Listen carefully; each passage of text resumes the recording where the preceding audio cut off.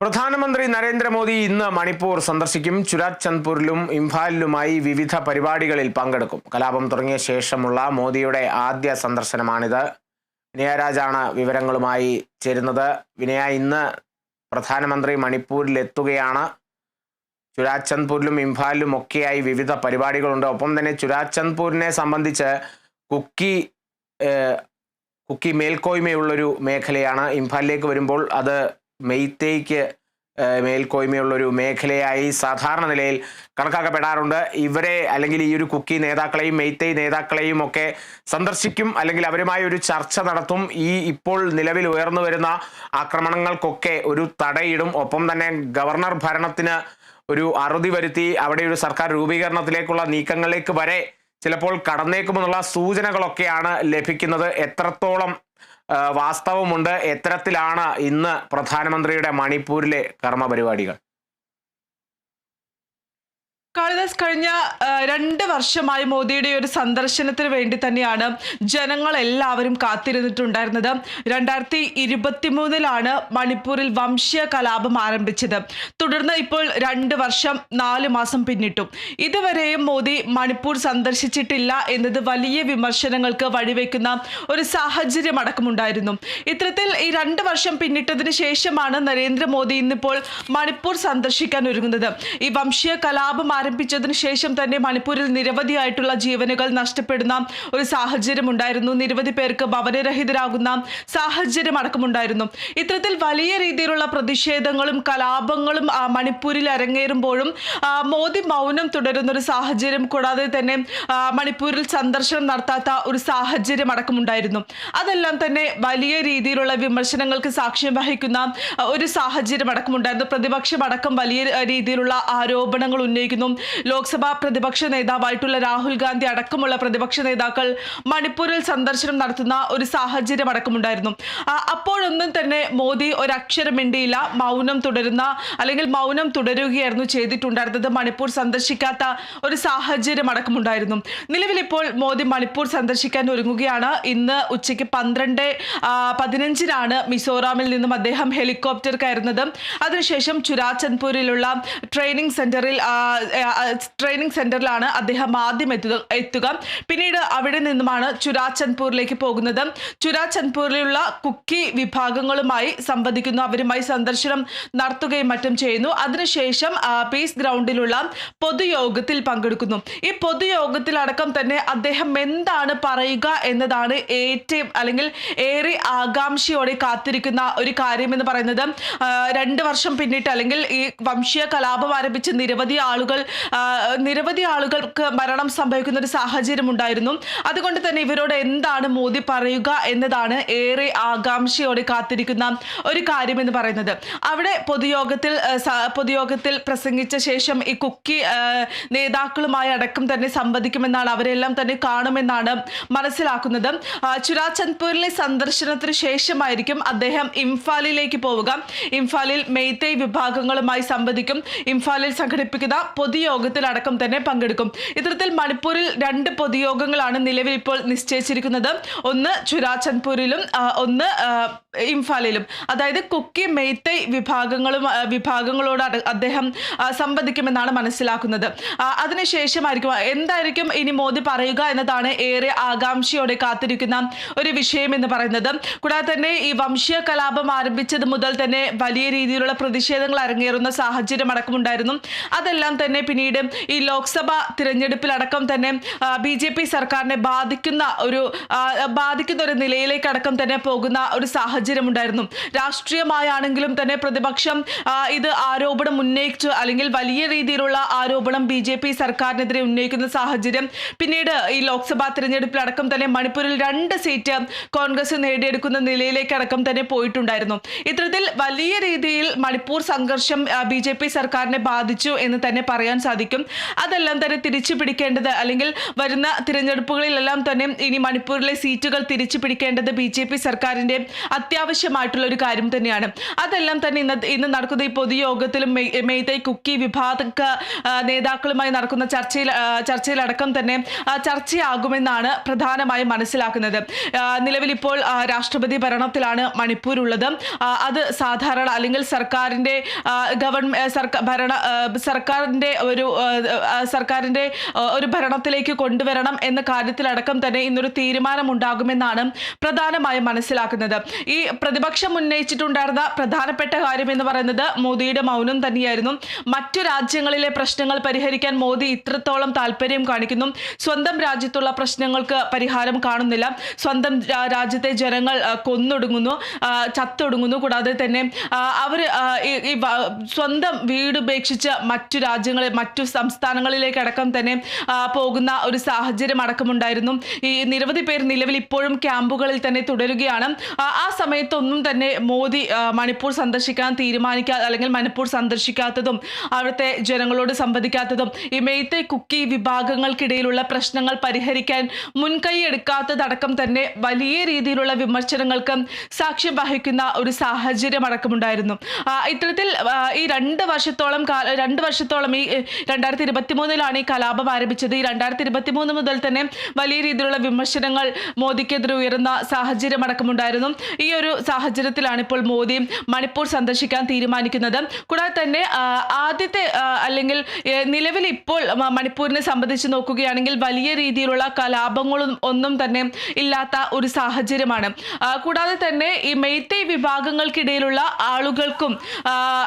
ആളുകളിലെ ചിലർക്കൊക്കെ തന്നെ മോദി മണിപ്പൂർ സന്ദർശിക്കുന്നതുമായി ബന്ധപ്പെട്ട് വലിയ രീതിയിലുള്ള താല്പര്യമില്ല എന്നാണ് മനസ്സിലാക്കുന്നത്.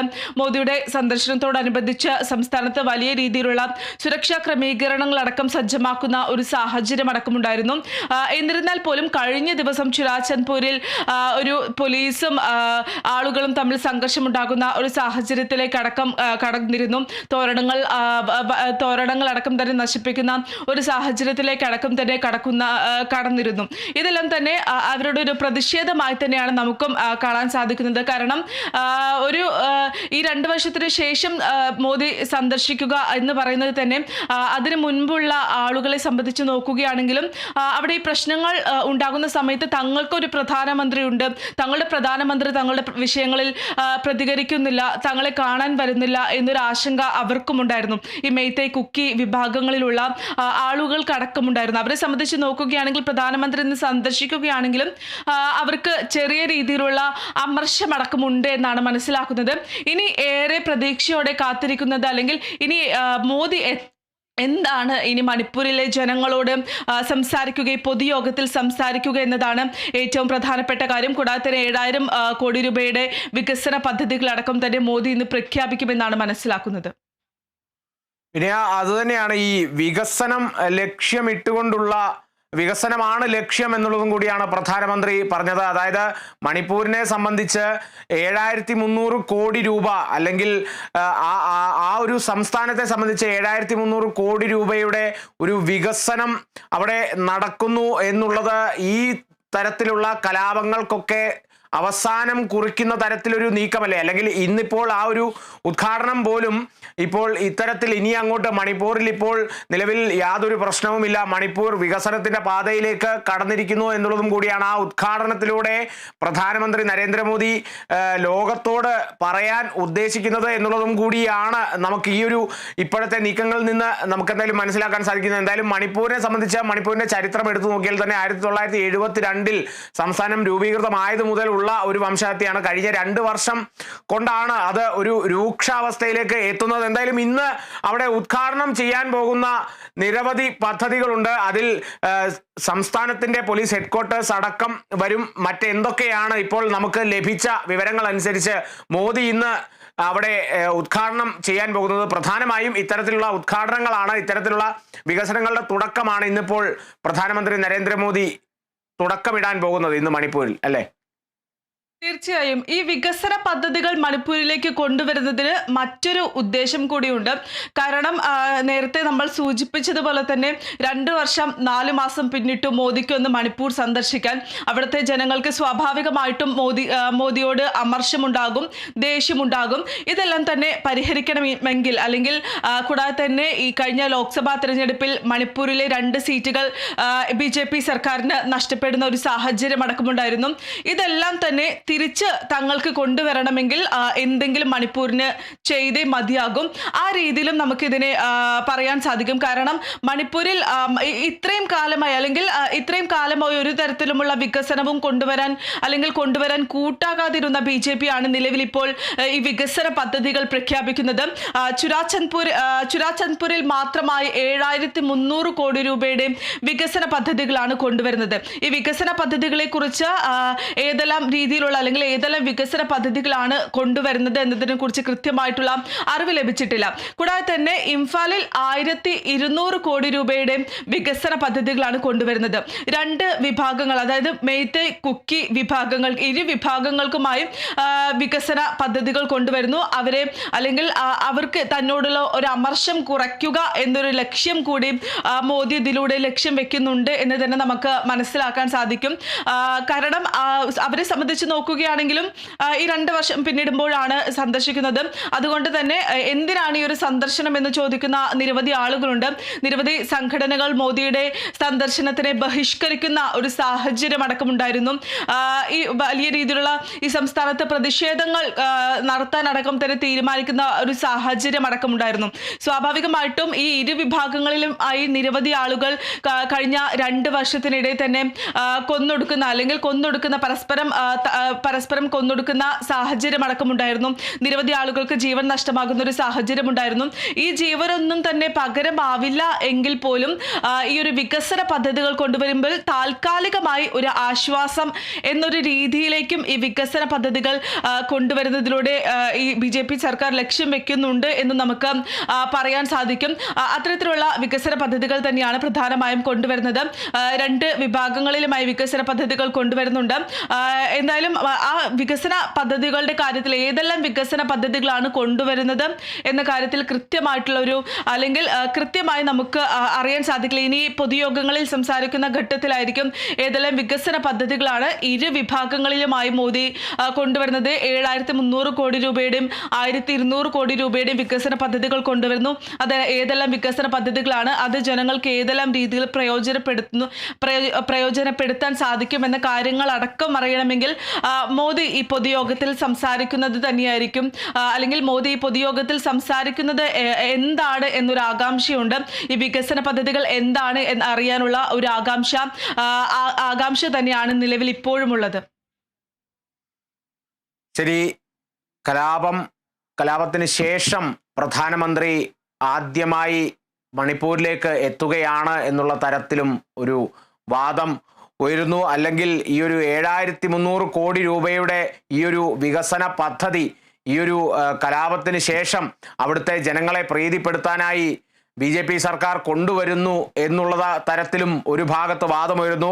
അതേസമയം മറുഭാഗത്ത് 7300 കോടി രൂപയുടെ പദ്ധതി എന്തായാലും 2 വർഷത്തിനുള്ളിൽ പൂർത്തിയാക്കാൻ സാധിക്കില്ലല്ലോ, അതിനു മുൻപേ തന്നെ അതിൻ്റെ പ്രവർത്തനങ്ങൾ തുടങ്ങിയിരിക്കണമല്ലോ എന്നുള്ള ഒരു വാദം കൂടി ഉയരുന്നുണ്ട്. എന്തായാലും അതൊക്കെ ഒരു ചോദ്യങ്ങളായി തന്നെ അന്തരീക്ഷത്തിൽ അങ്ങനെ നിൽക്കട്ടെ. കാരണം 7300 കോടി രൂപയുടെ പദ്ധതി എന്നുള്ള നിലയ്ക്ക് അത് വലിയ രീതിയിൽ മണിപ്പൂരിൻ്റെ വികസന ചരിത്രത്തെ തന്നെ മാറ്റുമെന്നുള്ള തരത്തിലുമൊക്കെ തന്നെ വാദങ്ങൾ ഉയരുന്ന ഒരു സാഹചര്യത്തിൽ ഈ കലാപം രൂക്ഷമായതുകൊണ്ടാണോ പ്രധാനമന്ത്രി ഇങ്ങനെ ഇപ്പോൾ ഈ ഒരു നിലവിൽ ഈ മണിപ്പൂരിലേക്ക് എത്തുന്നത് എന്നുള്ളതൊക്കെ ആ ചോദ്യമൊക്കെ അങ്ങനെ തന്നെ നിലനിൽക്കട്ടെ. അതിനൊക്കെ ഒരു ഉത്തരം പ്രധാനമന്ത്രി ഇന്ന് അവിടെ എത്തി സന്ദർശനം നടത്തി ഈ ഒരു പൊതുയോഗത്തിൽ നമുക്കത് വ്യക്തമാകും. അല്ലെങ്കിൽ അദ്ദേഹത്തിൻ്റെ അവിടെ നിന്നുള്ള വാക്കുകളിൽ നിന്നും അതിനൊക്കെയുള്ള ഒരു മറുപടി വ്യക്തമാകുമെന്ന് തന്നെ കരുതാം. വിനയരാജാണ് വിവരങ്ങൾ.